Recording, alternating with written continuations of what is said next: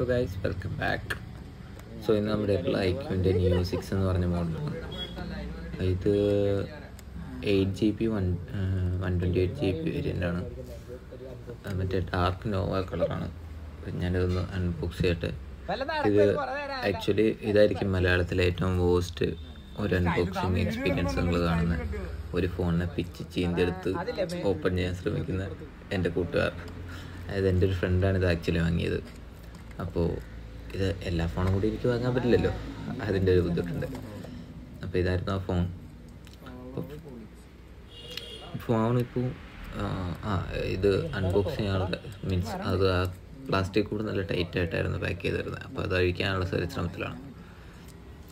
അപ്പോൾ ഇത് ആക്ച്വലി ഒരു വോയിസ് ഓവർ പോലെയാണ് ചെയ്തിരിക്കുന്നത്. അതാണ് ഞാൻ തന്നെ അത് കണ്ടുപിടിച്ചു അങ്ങനെ അഴിക്കുന്നതായിരുന്നു. അപ്പോൾ അതിൻ്റെ സൈഡിൽ ഒരു സ്റ്റിക്കർ ഉണ്ടായിരുന്നു, അത് വെച്ച് പറിച്ചാണ് എടുത്തത്. സോ ഇനി നമുക്ക് ബാക്കി ബോക്സിൽ എന്തൊക്കെയാണുള്ളത് നോക്കാം. ഇതാണ് ഫോൺ. ഡാർക്ക് നോവ എന്ന് പറഞ്ഞ കളറാണ് വരുന്നത്.